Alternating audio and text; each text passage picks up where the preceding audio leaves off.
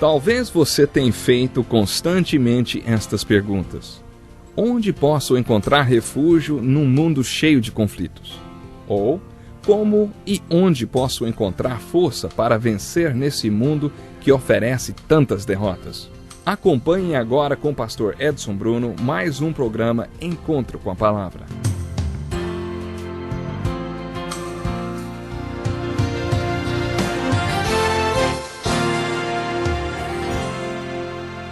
Seja muito bem-vindo ao Encontro com a Palavra. Estamos quase terminando o estudo de todos os livros da Bíblia. Já estamos nas cartas de Pedro. Apesar de Pedro nunca ter ouvido nenhuma daquelas abordagens para aconselhamento, das quais falamos no último programa, ele e vários outros autores da Bíblia falaram a mesma coisa de várias maneiras e em diferentes lugares. O ensino de Jesus também concorda com eles. Como já disse, os pensamentos modernos sobre aconselhamento não autenticam os ensinos do Novo Testamento. O Novo Testamento não está em julgamento. É o Novo Testamento que valida estas técnicas quando elas concordam com ele. Nesta carta de Pedro temos o que chamo de a tempestade. Tempestade, que significa um problema sério. Você pode passar por tempestades, mas de acordo com Pedro você também tem a palavra de Deus. Se você é seguidor de Jesus, o seu sistema de crer é a palavra de Deus. A maneira como você processa as tempestades através da palavra de Deus, o sistema de crer baseado na palavra de Deus, o leva a consequências emocionais que Pedro chama de testemunho. Deus permite que as tempestades aconteçam porque quer que você seja uma testemunha para Ele. A maneira como você lida com a tempestade, a maneira como processa as tempestades da vida pela palavra de Deus, leva você a testemunhar. Todos somos testemunhas de Jesus Cristo. Podemos ser boas testemunhas ou sermos apenas testemunhas medíocres. O que determina o tipo de testemunha que seremos é a maneira como processamos, vamos dizer assim, as nossas tempestades da vida, o sistema de crer ou de reação que temos, baseado na palavra de Deus. Ele o levará a dar testemunho ao mundo. Ao falar com os seguidores de Cristo que estavam sofrendo em toda a Ásia Menor, sobre como passar pela tempestade através deste sistema de crer, Pedro dá mais uma palavra que nestes dias de teologia da prosperidade, nós todos precisamos ouvir. Ele diz assim, ouçam. Para o seguidor de Cristo, o sofrimento é um chamado. Jesus sofreu. Vocês foram salvos porque alguém sofreu. Vocês foram chamados para seguir os passos de Jesus. O sofrimento de vocês é um chamado. Pedro diz, alegrem-se à medida que participam dos sofrimentos de Cristo. Você está lembrado de quando Saulo de Tarso se encontrou com Cristo ressurreto na estrada de Damasco? Saulo de Tarso estava perseguindo a igreja e o Cristo ressurreto lhe perguntou, Saulo, Saulo, por que você me persegue? Quando naquela época a igreja estava sendo perseguida, Cristo estava sendo perseguido, porque ele vivia e se expressava dentro e através daquela igreja. Por isso, para aqueles crentes que estavam sofrendo nas províncias da Ásia Menor, Pedro estava dizendo, quem está sofrendo é Cristo. É Cristo a quem o mundo persegue. Vocês são identificados com ele. Por isso, são participantes com ele em seus sofrimentos. Mas o mundo o odeia, o mundo o rejeita, o mundo é hostil a ele. Concordando com outros textos bíblicos, Pedro diz que se você vive em Cristo, sofrerá perseguição. O sofrimento é um chamado e você tem o exemplo de Cristo para seguir. Você é participante com ele quando segue no seu sofrimento. Pedro diz que no meio do sofrimento, o Espírito da glória, o Espírito de Deus repousa sobre vocês. No sofrimento, Deus nos unge com seu Espírito e graça, nos capacita espiritualmente para suportarmos o sofrimento e nos fazer as testemunhas que devemos realmente ser. Pedro também diz, aqueles que sofrem de acordo com a vontade de Deus. Isso gera outro debate. Alguns dizem que Deus não quer que soframos, mas Pedro aqui fala claramente sobre sofrer de acordo com a vontade de Deus.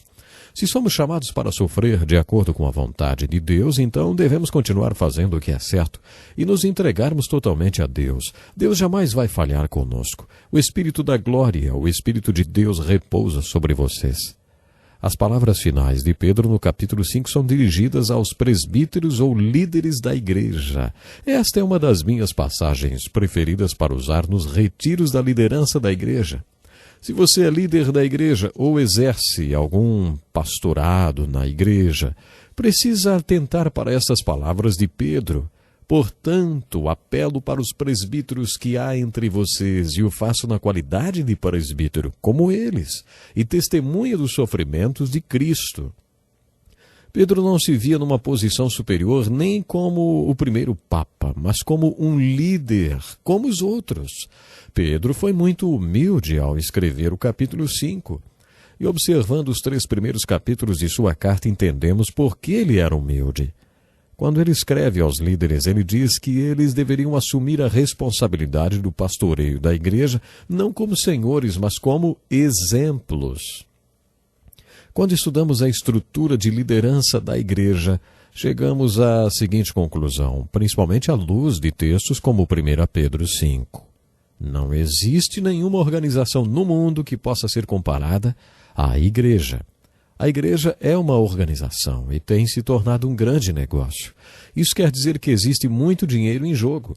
De onde os líderes da nossa igreja tiram seus métodos de liderar a igreja? Para liderar uma igreja hoje, podemos fazer 2 opções. Podemos participar de um seminário sobre como ser um executivo bem-sucedido, aprender a analisar, organizar, delegar, supervisionar e depois agonizar. Podemos adquirir os melhores métodos que o mundo usa para vender ou gerenciar negócios. Podemos trazer os métodos de gerenciamento do mundo para a igreja.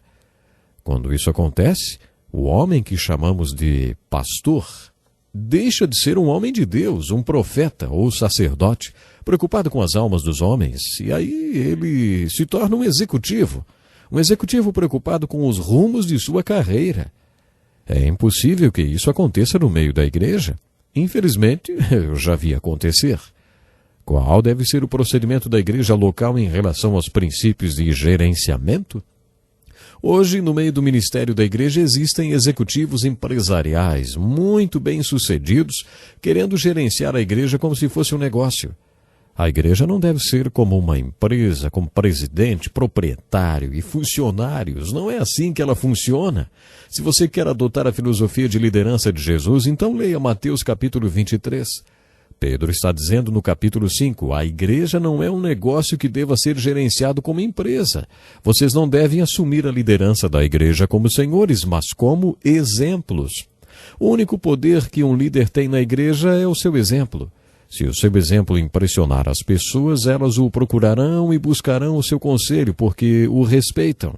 Se descobrirem que a vida do líder da igreja não é o que deveria ser, se descobrirem que ele anda aprontando por aí, você acha que vão dar ouvidos ao seu conselho? Não. Elas nem vão querer saber que conselhos ele tem para dar. Exemplo, esta é a influência que os pastores exercem na igreja, não a autoridade como existe no exército ou nas empresas.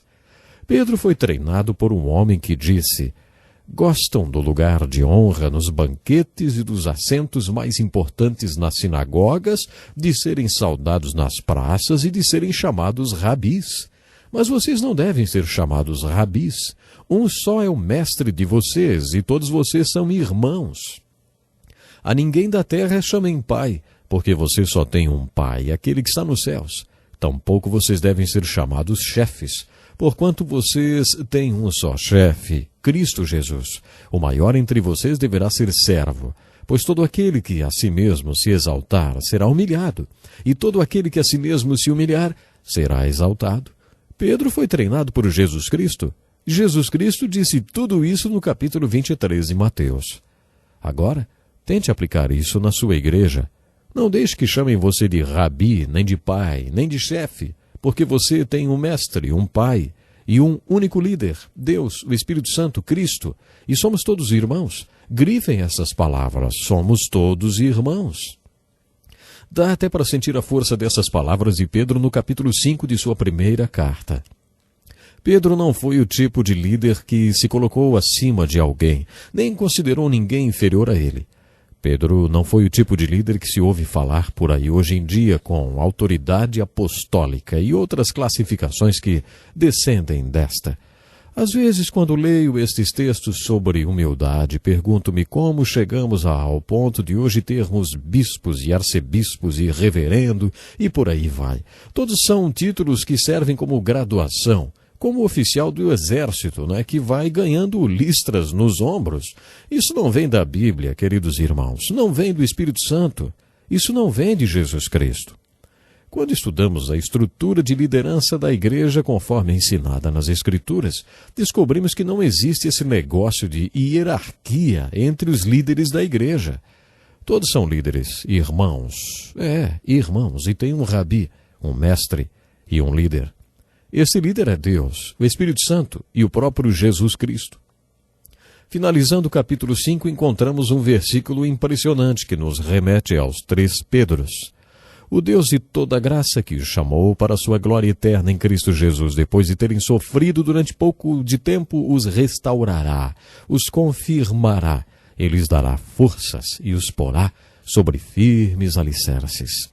Foi isso que aconteceu com Pedro. Depois que ele sofreu por um pouco, Deus o fez perfeito, maduro e completo. Deus o confirmou, Deus o fortaleceu e o firmou. Poderíamos parafrasear este versículo de Pedro assim: depois que vocês sofreram um pouco, nosso Deus, através de Cristo, em amor, dará a vocês glória eterna. Ele pessoalmente os erguerá, os firmará e os fará mais fortes do que nunca. Creio que esta seja a história da vida de Pedro. Nesta carta, Pedro se referiu repetidas vezes ao sofrimento e diz que o propósito do sofrimento é fazer com que você cresça. Por isso, essa calamidade ou catástrofe pela qual você está passando significa simplesmente que depois de um tempo Deus virá e o erguerá e o colocará num lugar firme e através da experiência do sofrimento fará você mais forte do que nunca. Repetidas vezes Pedro insiste em dizer qual é o propósito do sofrimento. Se você não está passando por uma tempestade agora, vai acabar passando. Lembre-se do que Jesus disse: neste mundo vocês terão aflições ou tempestades, contudo tenham ânimo, eu venci o mundo. A pergunta é: como você vai reagir à tempestade? Leia e estude a carta de Pedro e peça a Deus que o ajude a passar pela tempestade como Ele quer que você passe. Tenho certeza que este estudo enriqueceu sua vida, mas a Bíblia tem muito mais para você. Ela é um livro inesgotável, por isso continue participando do encontro com a palavra. Deus lhe abençoe e até o próximo programa.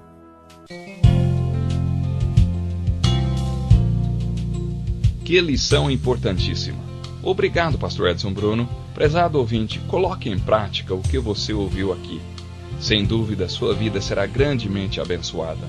Este é um estudo escrito pelo Dr. Dick Woodward, na voz do pastor Edson Bruno. Escreva-nos e solicite o material. Nosso endereço é Encontro com a Palavra, Caixa Postal 2011, CEP 89201-970, Joinville, Santa Catarina. Até o nosso próximo Encontro com a Palavra.